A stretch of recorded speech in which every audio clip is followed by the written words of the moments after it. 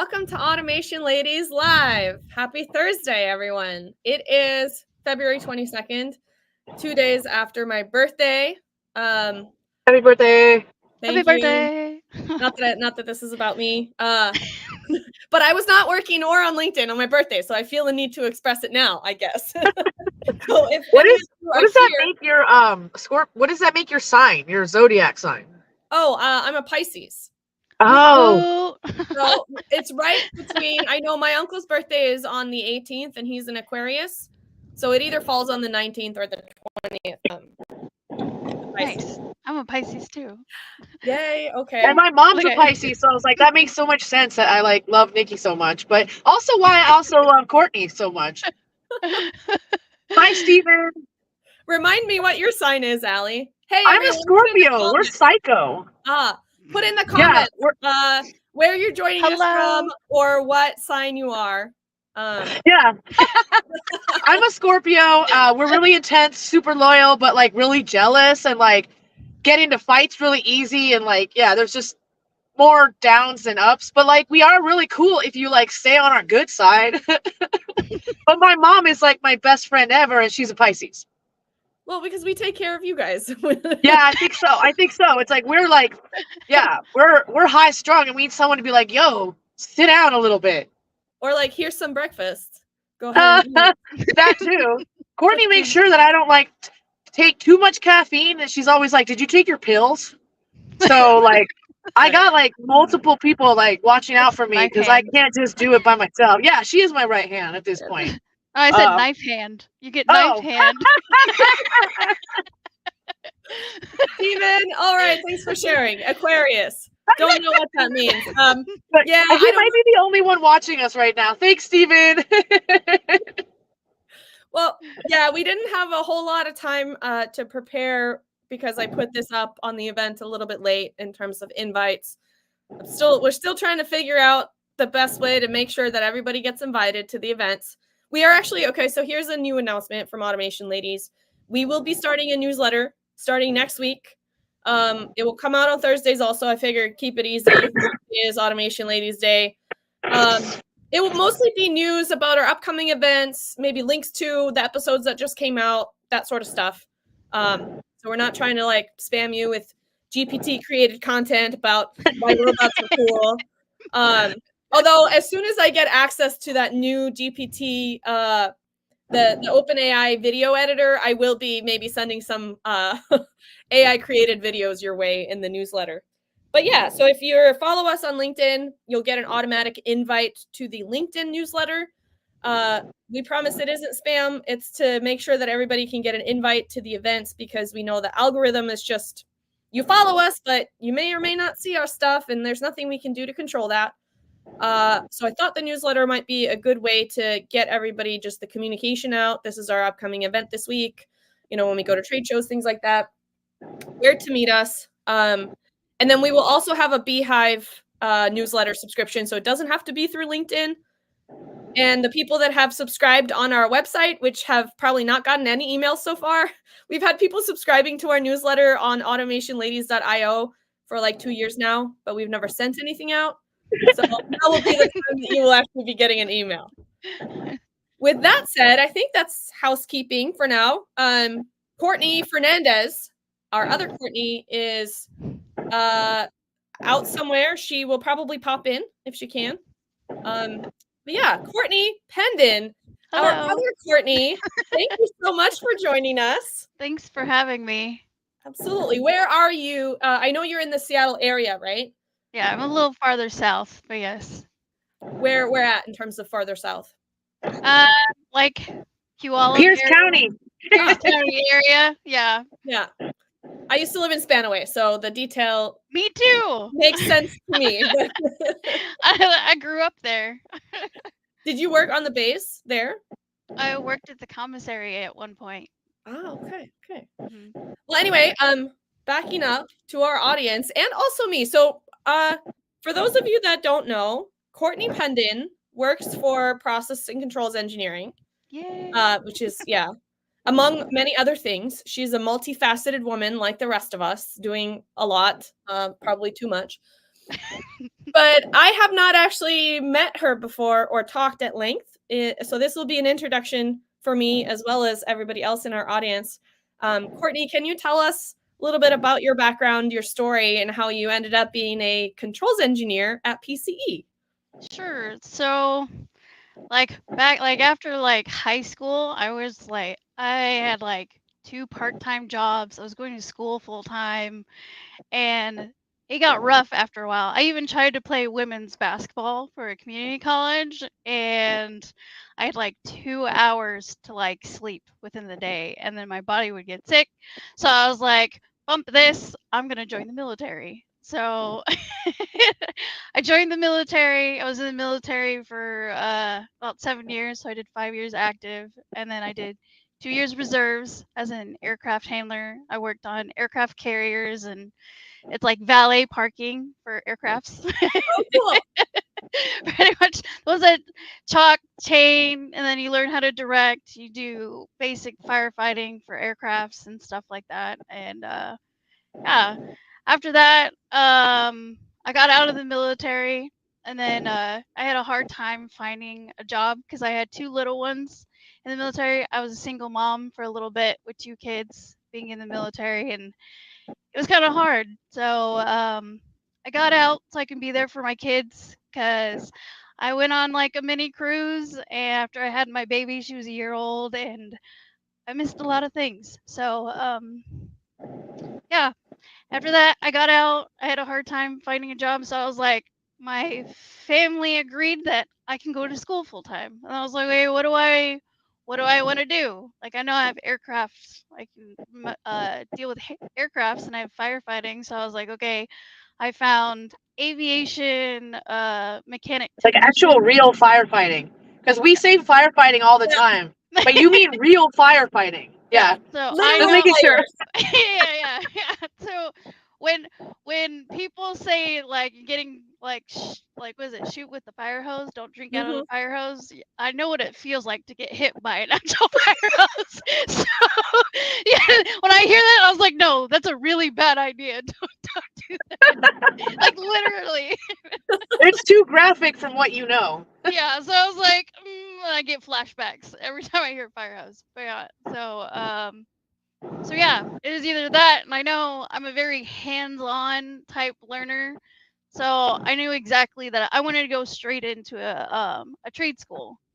So, and I found out there's mechatronics, and I had no idea what mechatronics was. I just found it in one of at the trade school that I was going to because they had different campuses. So I was like, here, let's go look at what this is. And then I looked up what mechatronics entails, and it's stuff that I grew up with. My dad, he was used to be a mechanic for Boeing, so I learned how to work on cars and basic electricals and stuff like that. And I was like, this is what I want to do. And I saw everything that I listed. I was like, nope. I just automatically picked it, and then after just picking it and seeing the program, but once I actually got into the program and took a couple classes, I was like, yep, this is where I want to be type thing. Luckily, it took me a while to actually figure out okay, this is what I really want to do, because back before I joined the military, I was just taking gen ed, and I was like, let's see what it's like to be a veterinarian. Took one class, and I said, nope, we're not doing this. So, but yeah, so I'm finishing up my my AA right now, and then I'm working for PCE. So while going to school going to school full time and working for PCE. So it was pretty awesome. It is commendable. And very cool that you found mechatronics because you didn't know, we didn't know, nobody knows how cool it is, what it really is. But then you read all the stuff that you can do with it, and it's like, whoa, yes, okay, some of these things I already know, but putting them all together is kind of it's cool.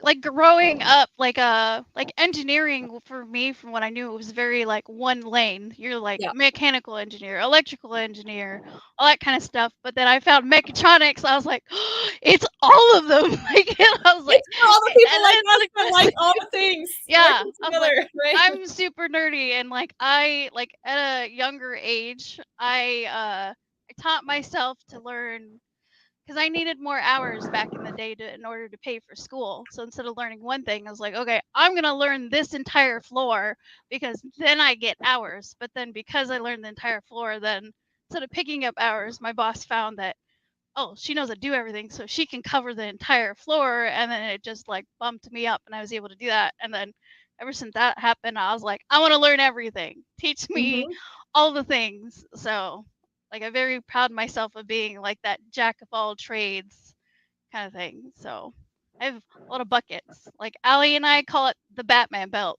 because it's like Nice. I pull out skills. Like I got a whole lot of skills. I'm not being like a master of it, but like I have enough knowledge to where I can get the job done. I was like, okay, what job do we need to do? Those like you just pull out all these different skills. So it's like all the like Batman gadgets. So I like that. Yeah. I'm going to throw up a few comments here. David Turner is joining us from Process and Control Specialist. Hello. David, I hope I got that right. I think I got it wrong last time. Nate Baker. Process automation specialist. Yeah. Process and automation specialist, right? See, right here. PAS. Yeah. Yeah. I got it right. Nate Baker, thanks for joining us. Nice battle station in the background. Yeah. Can you tell us what you got back there? I have 3 actually 3D printers behind me. So I have 2 Prusa minis. Just 3. Just 3. I have 2 small Prusa minis, and then I have an extra large endo that I got from a buddy of mine. And it's got a cool little interface that you can hook it up to Wi-Fi, so it doesn't have to connect directly to your computer, and I can just do everything to my computer and it prints out. So nice. I was like, bet I want that one. I was like, I will take that from you because he upgraded his. So yeah, I told him like, I'll take it if you don't want it anymore. Those are perfect toys. Oh yeah. Steven says, yeah, mechatronics is a great jack of all trades thing. I totally agree. I started in machine vision when I came into the industry, but I didn't choose that. I've never known what I wanted to do. I couldn't ever figure it out. So I was like, I like problem solving. I like talking to people. I got a business degree, but still didn't really know. I got the jack of all trades business degree, which is international business because it's a little bit of everything. And then I graduated and I was like, I don't know what I want to do, but something a little bit technical, but also other stuff. And I got into machine vision, which is so fun, so much to learn because there's so many variables for every application and so many different applications that you can solve with vision. It's also really hard and frustrating. But once I got really good at that, I was like, oh, but the stuff that, kicks the product out when it's bad, or how do I look at the count in the PLC and like look at the Sigma to jack this out before it ever gets messed up? Like I just couldn't stop looking up and downstream. And I think you probably have a lot of that. We have that in common, including our Pisces. I wonder if that is some sort of correlation there. We like to take care of all the things and all the things. I think that it might be. Hello. Hey, Naomi Pittman is here from Atlanta. Naomi, good to see you.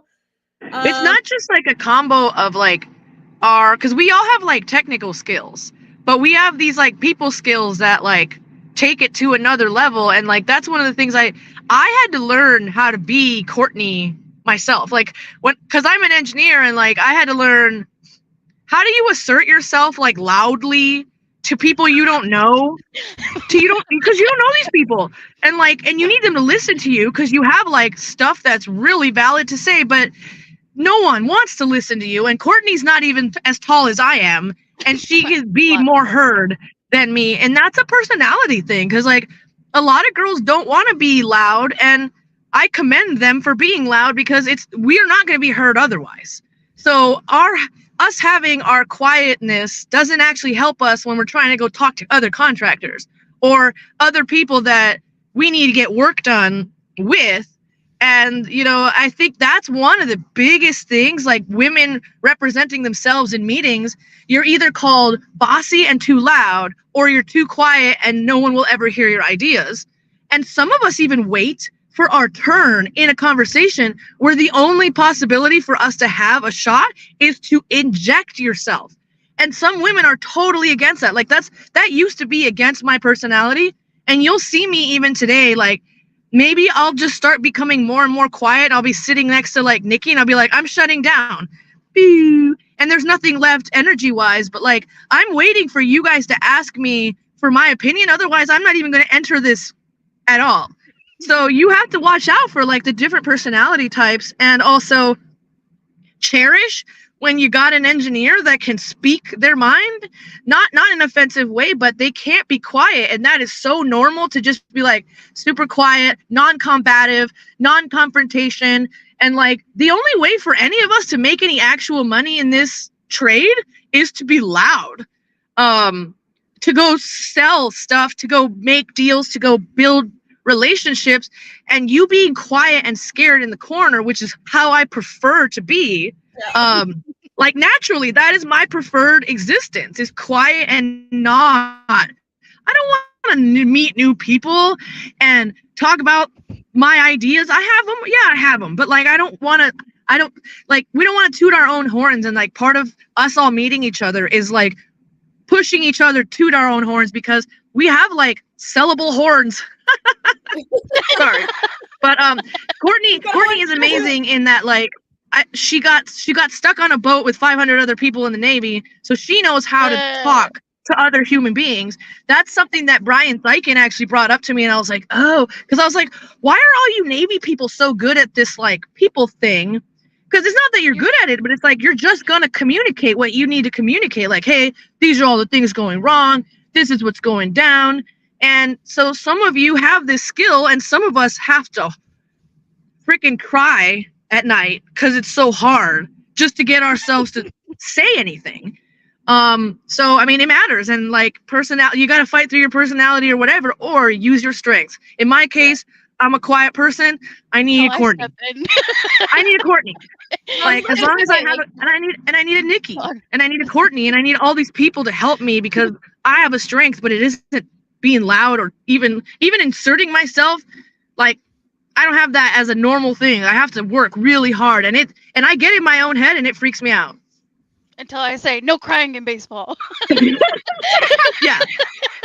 Until you give me what I need, which is, you know, you're like, everyone just go do it. Like, yeah, people are gonna not like us half the time, whatever. Did you learn that barking orders and like managing people? Yeah, where'd you learn that? In the military, or were you already kind of like that? So I actually used to be very much of a follower. I thought I was a follower for the longest time until like Allie says like, oh my gosh, it's a leader. And I'm like, I don't think so. But I'm just so used to, like, she did say 500. It's more like when everybody's on the boat, it's like 6,000 people. So it's like a floating city, and you're stuck with them, and you can't go nowhere for like maybe a very like couple months at a time. So it's just like you got to see this person every day. You got to figure it out. Yeah, you got to figure it out. You got to suck it up. Hating people is against your like best, like, just general health is not good if you want to hate everyone else on the boat. That's like a bad idea.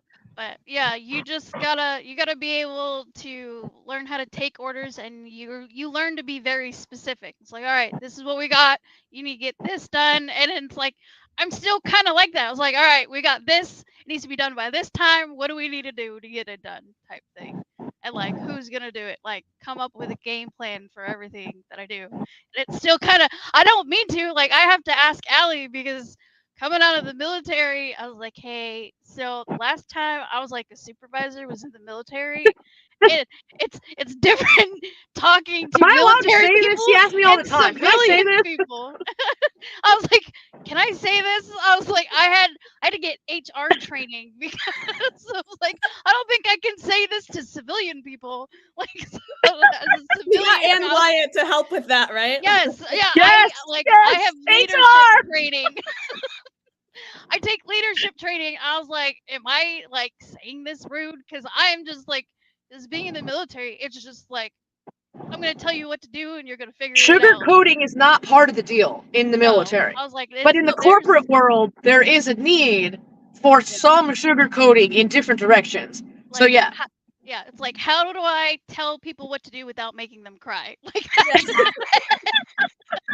like, and they will cry.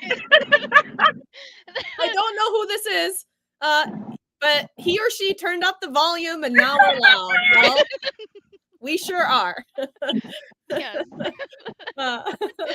Thank you. This person may be your friend. It may or may not be the same person, but they say hi, Kortni. You've got fans, followers, friends out there. That's for sure. I've been probably Cody. Just kidding. I don't know. Oh, and of course we have a question here. Raphael, thanks for joining us. Where can we find the hat? Which one? This Which one? You want the camo one, Raphael? Yeah, or you like all of these hats? We don't. We're gonna start selling this one. David Turner's hat. Yeah, Yeah, you want to get David's hat too? Yes. Yeah, I ordered one too. There will be a way to order more of these hats from us soon. I think on our website there are some hats that you can buy, but those are they're made to order. They're not the batches, the limited edition batches that Allie has been making. And they may never come back. Like, each batch is special, and so you may not ever be able to find that hat. But you can message either me or Allie, and we can figure it out for you if you're really serious about getting one of these hats.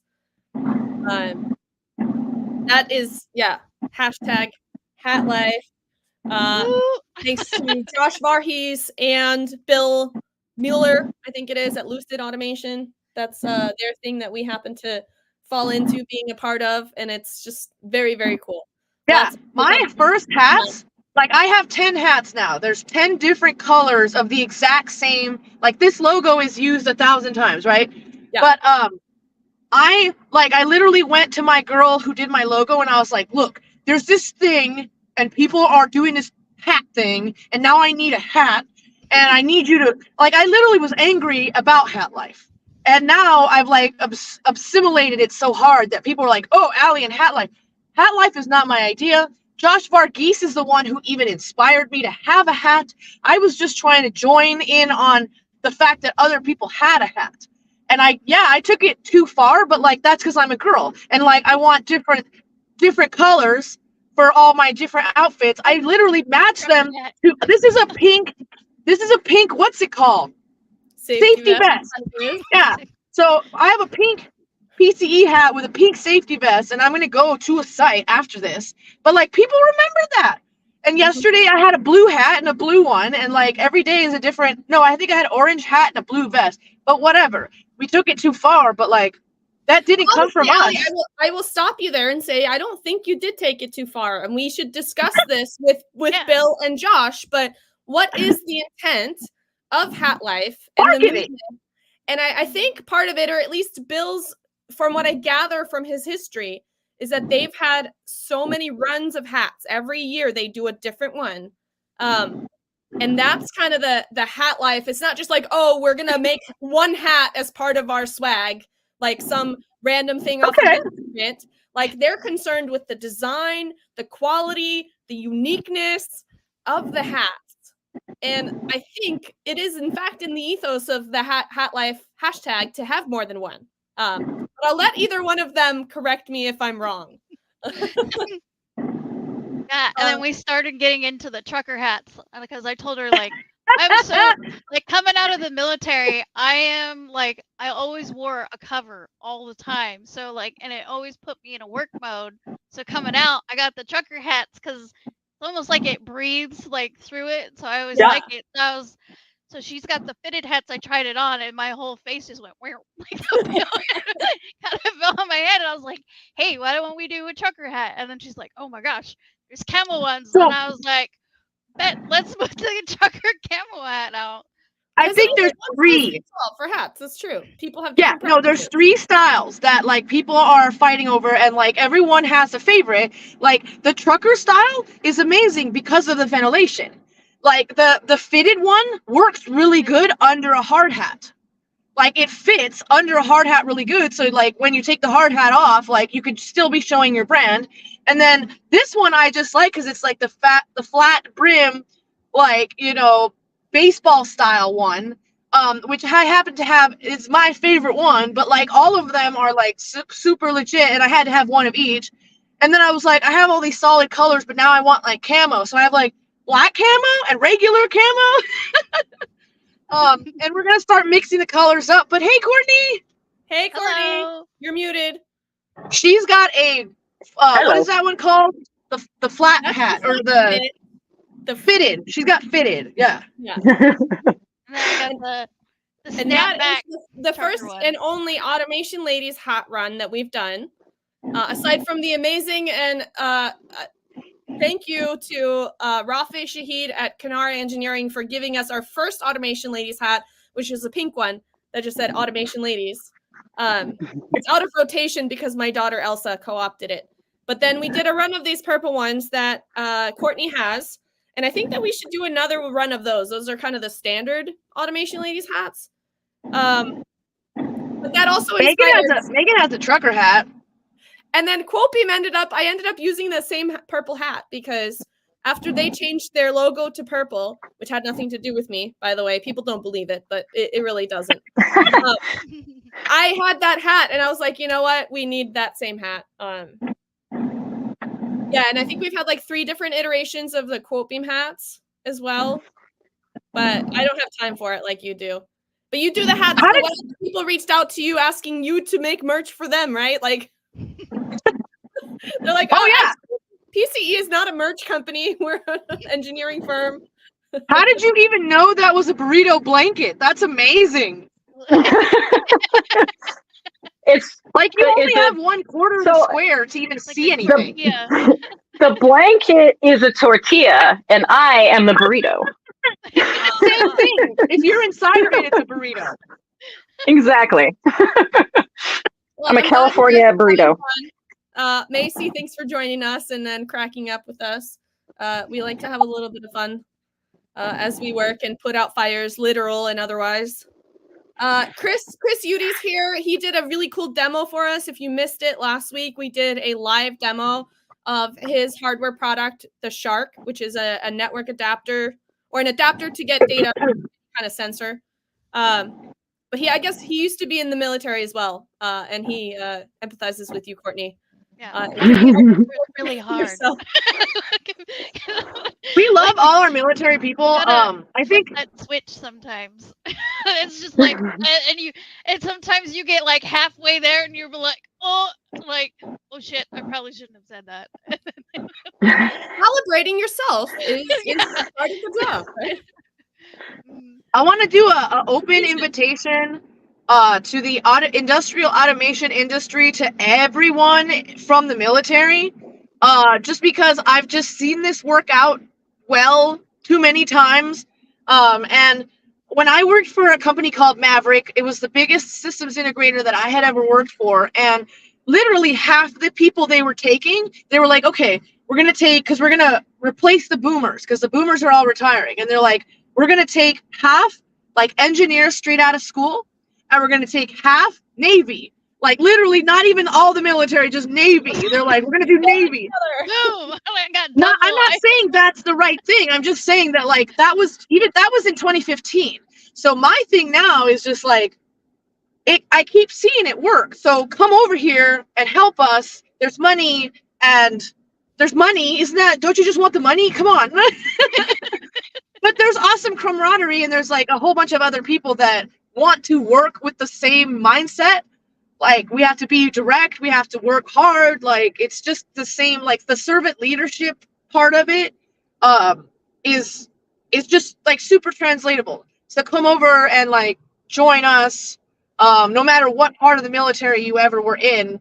But there's like a good chance that like there's a good spot for you. And even if you're not from the military, there's good spots. But like for some reason, We really need those military folk coming over when they're done serving our country. Like, please come over and do this work because it's great work.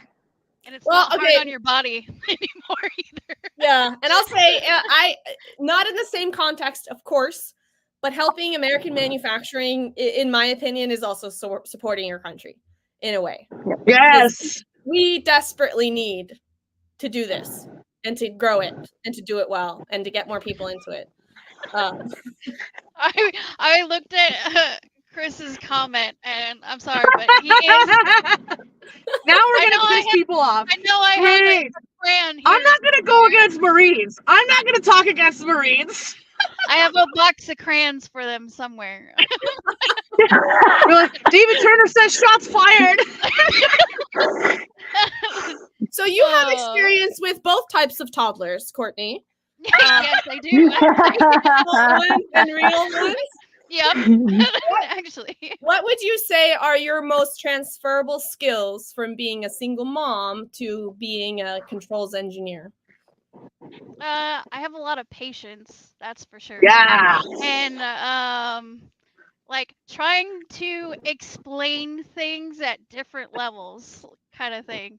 I'm still trying to do that, like even like in school, like having like that technical knowledge and bringing it down to like trying to explain something without that technical knowledge. It's like doing that to like my kids. It's like I can't tell you outright what this is, but I can like give an example for them to like get them to understand of what it means and stuff like that.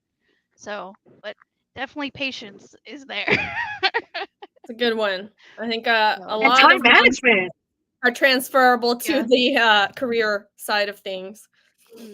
Which is, I wish that like being a stay-at-home parent, and again, this is not a mom's or dad's thing necessarily, but like that should be on a resume as a total like job with the relevant skills and things that you did versus being called a career gap.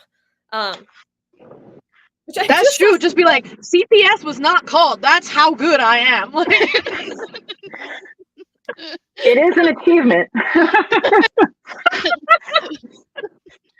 Oh, yeah, Chris said he said we give each other crap. I was like that.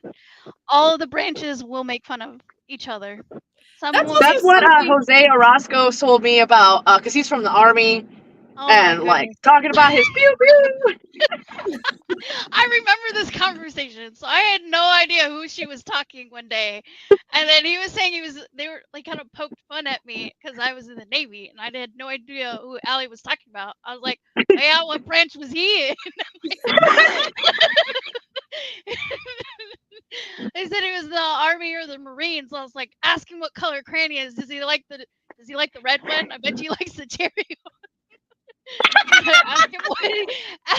ask him what he did, but in civilian terms. And then Allie did just said pew pew out of nowhere, and he said in civilian terms it's pew pew, and then we just started.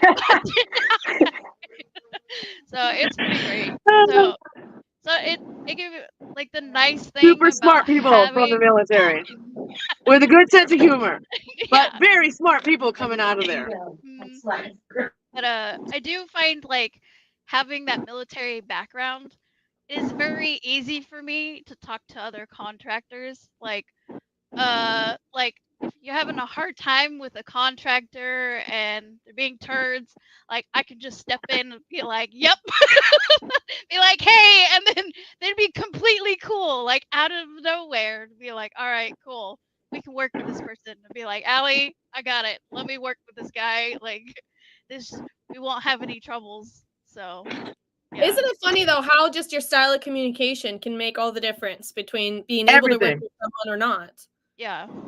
So it's pretty nice. Like one time, I have a backpack that has the Velcro where you can add your patches and stuff like that, and then I just ripped a patch off of my backpack because I was like, I already probably have another one that came off one of my uniforms at home, and I handed it to the contractor because he thought it was cool and he's wanted one. And it's like, here, I probably have another one off of my uniform, and I got the blankest stare, like out of nowhere after I said this words. I was like, oh, I was in the military, and then it all blew up from there, and they're like, "That's so cool," and then it just start talking and everything like that. So I became really cool with a good amount of contractors and stuff just because of this Or even our one customers. patch. Our own Yeah. customers are like, Courtney's my best friend. I'm like, good, then you talk to her. Because I'm done. I'm just kidding. I'm just kidding, Mike. Yeah, Chris says I can talk to the shop floor guys easier than I can the managers. Mhm. I think you So- know, in this industry, you do have to kind of be able to roll with some punches and things. And this is one of the things, like being women in a male-dominated industry. Obviously, military makes it very clear you are very capable of working in a male-dominated industry. But you do kind of have to. Yeah, it's different how you present yourself if you're in a C-suite meeting, you know, wearing a suit and tie at some sort of boardroom meeting, or you're down at the shop floor. And I think a big part of success in this industry is kind of being able to play those different roles or explain the things you need to explain at the level that they're needed at the time. Which is very similar to what we have to do with technology, right? We have to apply it in the right way, depending on what the application is, depending on what the customers need. So moving on to maybe a little bit more topic at hand. I don't know. Back to hats. What are some of your favorite things that you're learning at Clover Park right now? So I have picked Kortni Fernandez's brain about it. I got to the very first robot that I got to play with and program was a UR bot. So there were times where like, hey, is there like modules I can look at? Like, what else can I do with the UR bot? So I've worked with like the UR bot. There's the Fennec. There's a Kuka. There's the Armron. So I was able to at least be able to program and do little things there, which is pretty awesome. So I got very fascinated with robots. I would just say I have favorites. There's some that I like over the other ones as far as programming goes, but yeah. I need you to do an experiment or to play with like ROS robots. Do you know about that? It's a like a common interface language, open source. We actually for our mecha I was in the club, and we're actually building an AR robot, so he had to learn how to do a VM and then upload the ROS to it and stuff like Nice. that. So we were learning how to build robots from scratch as one of our as one of our projects. So it's pretty cool being in the club and having all these random parts and pieces, and like we took broken 3D printers apart, and then we want to make like a big, like probably like a 3-foot one, or try to do competitions and making speed like 3D printers and stuff like that. And we've made like a go-kart. We took like a golf cart. We took 2 different golf carts that got donated to us, and they were both broken. One was gas, one's electric, and one of the electric frame was broken. So we gutted both of them and swapped them, put it on an aluminum frame, and then put a car seat. So, because I was the shortest person, and then someone else was like super tall. So we had to be able to adjust the seat for the race, and so you're able to adjust it and slide back and forth between whether you're short or you're really tall, and it's pretty cool. You get to learn a little welding and a little bit of everything there. So it was a lot of fun. It was That sounds really fun. Yeah, it was a that's 3-man race. like an after school club kind of. That's additional to your actual curriculum, right? Yeah, it's like it can be during school or like in between classes, but yeah, it's like a side thing like outside of the program. So Cool. it's a student-led program, so we all get together and work on projects and order parts what we need and stuff like that, and outsource a lot of stuff. So it's pretty cool. Well, that's a great experience, just like working on projects together, having to do the procurement, the design, like putting it together, making it work. I think a lot of times those are things that they don't teach as much in school, in terms of just like you learn theoretically to design things, and then when it comes in the real world and you have to like go buy that part from someone, that's something that isn't taught as much, at least that I know. That's one of the points that Allie made when she came out of college. She was like, I was tasked with speccing stuff and then buying it, and like I don't know what to do. Jill commented she saw kids at engineering day learning additive from America Makes. Will they be Kortni in 10 years? Dude, kids are so smart. They'll probably be Kortni in like 5 years. I don't know. I do have a little one that she literally asked for a PLC for her birthday because she watched me build those systems and everything for a workshop. Yeah. And she's like, Mom, I want one. Like, she wants me to teach her. And I have a whole bunch of Arduino stuff, little microcontrollers, so she can learn like C++ at a really young age and how to turn on a little diode with a button and all that kind of stuff. So Yeah, start with that, and then we'll make sure to get her a real PLC. It may not be a new one, but we'll get her something. there you go. Yeah, she's always watching me build things or putting things together. So, like, I got When's her her to be- birthday? When's her birthday? Yeah, June 1st. June 1st. Okay. We'll see about getting her a PLC for her birthday. That's There for you sure. go.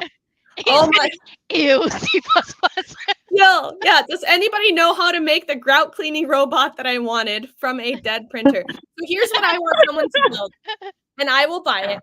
It is a mop robot that cleans the grout between my tiles with the water jet, right? Just like Wow. water jet the grout and then recycle that water back up somehow, and just follow the grout lines all around my house. Like I don't have a mopping robot, but I have like an automatic like water mop thing, which is cool for cleaning the surface of the tile, but it doesn't get in the grout. And I'm like, it's a fairly, I mean, from a person that doesn't actually design and build these things, seems like a fairly simple concept, but obviously in practice, it's very different. But yeah, that is my challenge to anybody out there that wants to build a prototype grout cleaning bot. I will be your first beta customer. I'll pitch it to my club and see if we'll start building one. I will sponsor, Colpium will sponsor the parts you need to build this robot. Okay. I hope I won't get in trouble for that. But I We make can all ask kinds of first. unilateral decisions like that. We'll get permission first before we do anything, so nobody gets in trouble. Chris asks, so which robot is the easiest to work with? Chris has only ever worked with UR bots. So for me, I think for learning how to like actually program the robot, I think the UR bot was the easiest one, and then my next favorite is actually is the Fanic. Okay. So those are my two favorite ones. Yeah, as I for think learning for how that, to basic programming. You should be getting a mini UR and a mini Fanic for your desk. Yes. Allie got a little mini UR, and I was like, "That's so cute."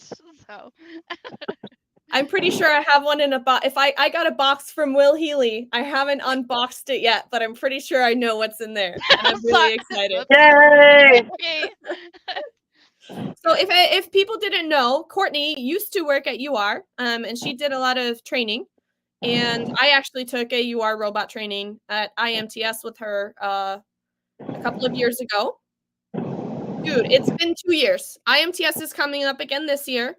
We met some of our LinkedIn friends there, including Preston Hadley at Envision Automation and Controls, and his brother that looks just like him. That was a little creepy. True. Preston's going to be on the show live in, I don't remember, a couple weeks, something like that, maybe in March. So that'll be fun. But yeah, Kortni, you've been kind of like thrust right into the middle of the LinkedIn community in your first controls job because of Allie. Uh-huh.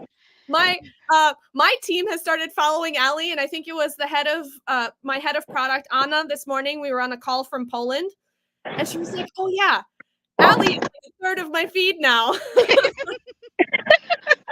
I actually met Allie or got in contact with Allie through LinkedIn. That was actually her originally how we found out because when I'm being in the club, I asked before I made a post and we were looking for guest speakers or like places to tour, and then Allie messaged me and she's like, "Hey, I have this opportunity to build PLC kits," and then she saw my my resume on LinkedIn. She's like, "I saw that you were in the Navy." She's like, "I may have a job for you." I was like, "Thank you, but I'm still in school." And Kortni was our first sale for KPK. So I just like threw her. I'm like, build some kits. I don't really care how. It's like 2 And then she months. did that, and then she sold it. Then she went and sold like rentals. I'm like, she does everything by herself. You don't even tell her what to do. She just like finds opportunity. She's like, by the way, I found this other opportunity, and then brings it to you. She's like a unicorn, being like, here, let's make money endlessly. I have a little bit of that in me, just kind of the ability to run with basic instructions and make stuff happen. It's not always going to be the best or the perfect thing, but I will get something done when a lot of people don't, right? Yeah. They'll putz around waiting for more instruction or being told exactly what to do. And I didn't realize until later in my career what an asset like this trait actually is. Yeah. And that it's not so common. I've now tried to hire people to assist me multiple times, and I'm like, why am I telling you this 4 times? Like, I don't have the time. You're not assisting me. It's like, I mean, this is maybe a bad analogy, but it's like when my kids want to help me, I'm like, you're not really helping. I'm now gonna have to take the extra time to help you. I know it's a long-term investment, but at the moment, I just need something done. That can be a real thing, and I learned, and it took some time, but to realize that I am more of a jack of all trades. I'm not a perfectionist. I, in some cases, I lack attention to detail. Not always. It depends on the context. But I used to feel negatively about those things about myself. Like, I'm not really that good at anything. It's a huge skill. Every sport We I've need ever both tried, people. I never, got really good or won anything. So is that like the middle, like that in between? Like, I Yeah. don't suck. I'm okay, but I'm not great at this. And that's not to say that like we don't love and cherish the people that are perfectionists and that are experts, because we need you desperately. Yeah. But we need us too, because we have to be the connector of the dots. And sometimes you guys who are amazing at one thing are terrible at sales or really all the other things. And like doesn't mean anything about you as a person or anything. It's just not your forte. So let other people help you where you suck. And by the way, we all suck at something. So Yeah. that's the first thing to let go of, is like, I'm amazing at everything. No, you're not. No, you're not. And like, you wish you were, and we all wish we were. And some of us are mavericks and better at a lot of shit, but like, most of you suck at something, including us. Nikki sucks at certain things. Kortni sucks at certain things. I suck at a lot of things. But we also like know that we're really good at certain things, and we're not afraid to just be like, well, I'm not afraid anymore. And that's what we need from everybody else, is just to like, hey, come on over and let's do this. I would say let's be honest. acknowledge each other's strengths and weaknesses, Yeah. right? Because then we can And your own weakness. and we can Yeah. work together as a system. Like, you generally Bounce each other And then out. we're amazing. like We're amazing. You're not gonna tackle like a process application with one piece of hardware. Generally, they're systems integrators for a reason, because different things have to work together.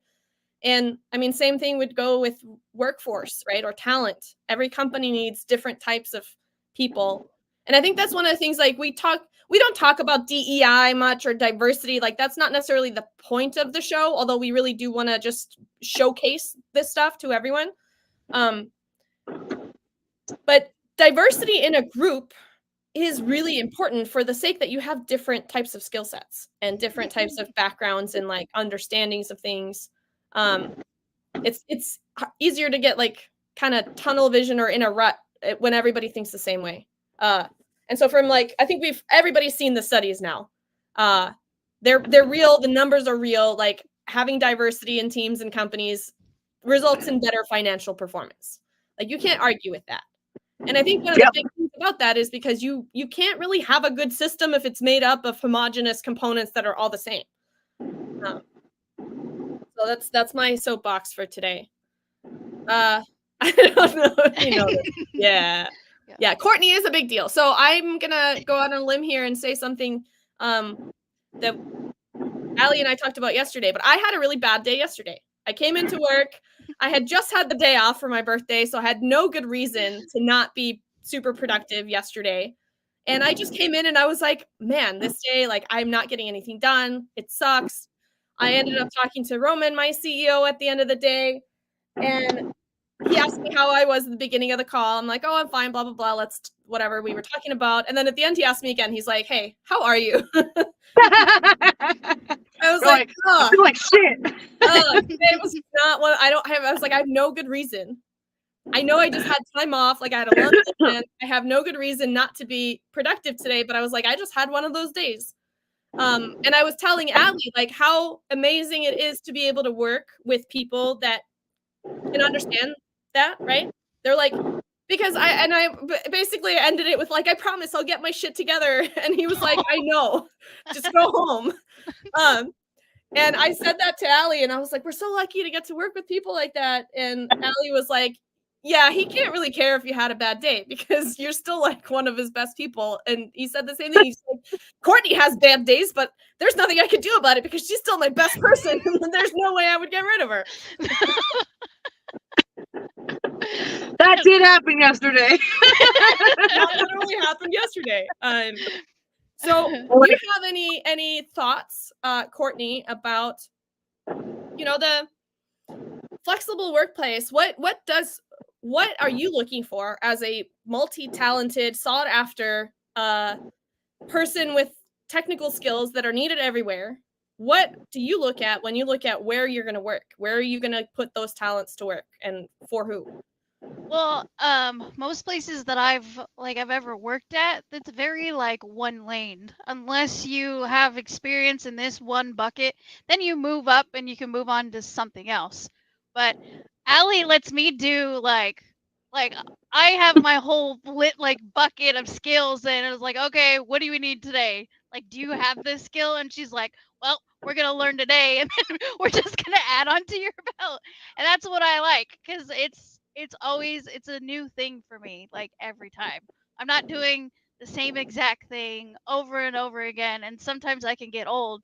So it's just like, I gotta go this way, I gotta go this way, I gotta do this thing. And for me, when I get bored, I learn new things anyways. So it's like my hobby. So I like always learning something new. And then I think working with Allie, it allows me to just do whatever, like all of my knowledge that I can do, like all these different things. And that's what I like, because a lot of other places, like you can't do that. Yeah, I have trouble staying in my lane. Kortni has all the lanes. Yeah, like I asked, one time I asked Allie, is like, hey, I wanted a mentor because I wanted to learn more. And she's like, yeah, that's great and all, but like, you don't specialize, you do everything. So like, I just keep adding, like I'll learn more and more and just keep adding on to like all my little skills and buckets that I got in type like that kind of stuff, or just add more. So it's like, I get a little trigger, I need you to do this. I was like, okay. And like, there's a lot of space up here that we don't know about. Oh, like yeah. we act like, oh, we filled it up. Like, no, you didn't. You're not even 50 years old. I don't want to hear it. Like, so definitely, I keep think putting more. more and more young people are looking for a place where they can continue to grow and learn, which is one of the challenges with traditional manufacturing jobs. They're not necessarily designed to be very upwardly mobile. It's kind of like, hey, you operate this machine, or you do this shift work, and you come in and you do that all day, and then you go home. And I think a lot of kids, I mean, especially, and I don't know Gen Z very well. I'm a millennial, and then I have little kids, whatever generation that supposedly is. But they've been learning stuff like faster than us their whole life. And to think that they would be happy coming in and performing a repetitive task over and over without the ability to constantly like build on that, learn, do something else. I think that we're really, missing the mark in terms of what people actually want for work. It's not that they don't want to work, they just work a little differently. But being in controls in general, like, allows you to do that, because like you have to learn all these different aspects of controls. So it's not very one lane. You got to learn electrical, you got to understand mechanical systems, like SCADA, the network, all that kind of stuff. And I was like, yep, that's something for me. It's like, I want to do that, because I know what it's like to turn wrenches. Like, I used to be a mechanic. Like, it gets rough on your body after a while. That's why I tell the young kids, go on and do it. Like, go do it, because it's good experience. But like, for me right now, like I don't, I don't want to turn wrenches anymore. Well, it's Gets great to hard on have your that body. on the ground experience, I think, because it also helps you Yeah. understand from their perspective, right? When you're working with somebody that has to go implement something or is doing it on the floor. And I think in a lot of ways, like before you automate a task or delegate a task, you should really know how to do it first so that you understand what you're getting when you're Yeah. automating. Automating a bad process, obviously, is terrible. It's really becomes a very, very expensive quality control system at that point because everything will just fail if you're, not in tolerance and all these other things. There was a comment earlier from Mike Nager. Thank you for joining us. If you guys are not familiar with Mike Nager, he is a fantastic Big deal. big deal. He is the big deal over at Presto Didactic, and he's also an author. He's author of the children's book all about smart manufacturing, which my kids love. But he says, in his opinion, mechatronics is a great program, but it has been slow to be adopted at the U.S. 4-year degree level. Oh, I didn't know this. Because the ABET accreditation of a new program takes forever. Oh, that's good. Wondering, like, why are they only in community colleges? This definitely seems like a degree that is, like, can be in depth enough to have a 4-year degree. So, When I got my bachelor's degree at UC Santa Cruz, we had one student who was really interested in a mechatronics program. And bear in mind, this is back in like 2003. And he started to put together a curriculum, but they did take forever to approve it. But UC Santa Cruz actually does have, like, they're an ABET accredited school that has mechatronics over there. In case anybody's in NorCal. Yeah. It was too late for me to get that degree because it happened after I graduated. I just had, basic electrical engineering. But had that been an option when I was at that school, I totally would have enrolled. They had a lot of choice classes. Cool. Yeah. So, my college, my trade school that I go to now actually has a 4-year program. Oh, and is it ABET accredited? Do you know? From what I know, I think it is. Yeah. So nice. And because that's the only difference. ABET means that you can or cannot get the PE license. So if you don't graduate from an ABET accredited school, you can't apply for the professional engineer license in the United States. So that's like a big deal that you want. If you're going to take an engineering degree, you want to have the ability at least to be able to take that exam and become that license or whatever. But I had one comment that I wanted to make while Chris said something about Gen Z that everyone says about Gen Z. And I don't even want to say that he's wrong. What I want to say is that, do you remember when millennials were Gen Z's age and they told us that we suck? I think they're going to come around. We suck. I think they're going to come around. I think Gen Z, I believe in you, Gen Z. I know that you're not actually as entitled as you appear.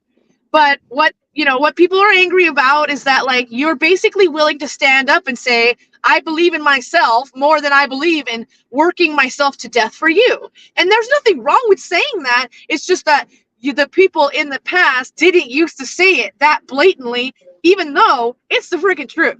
So even millennials, we're not going to die for them either, but we won't tell them that up front. So that's the difference. Is you're a little bit too forthcoming, but I think you will come around. You're not against hard work. You just need to know that what you're working for is going to make a difference in the world. I understand that. I think that's the same thing millennials want.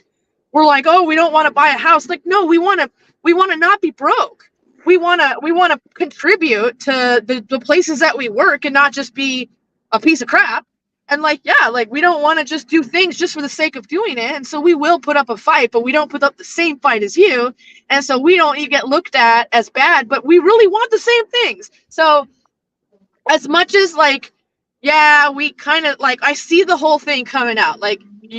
You tend to look entitled, but we looked that way also. So for a long time, they were saying that millennials are super entitled and that we don't want to work that. That was the thing. Before there was oh yeah, millennials can't work for more than 4 hours straight. After that, they need a break or they need another job or they'll work tomorrow. And that's not true. We're not that bad. and neither are you. But we are not the same as the people behind us. Gen X and the boomers, they work themselves to death. And we are going to do the same, but we like need to be cognizant of the fact that, yeah, we do like stand up and say like, I'm not sure I want to die on that hill. I'll die on a hill, but not that one. So we're like being more specific about where we're going to like die. Yeah. But we have to work. We know that. We're not afraid of work, and neither's Gen Z. And I know that even though it looks like they're like, oh, I'm never going to work hard. They will, but they gotta be sure about what they're doing, and like they don't trust us right now. I think we're more cautious about where we invest our energy because there was a large amount of company loyalty, in these other generations. And, Yes. I think the idea, like things have changed, I don't see companies offering like a pension anymore. Yes. And people, that two-way loyalty just isn't what it used to be. And it's not that we don't want to work hard because I'll work, easily 14 hours a day if I like what I'm doing and I feel, that the commitment is reciprocated.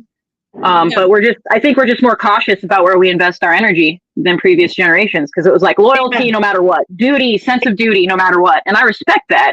It's just we're a little bit once bitten, twice shy, for some people. We can't do it blindly. We won't do that anymore.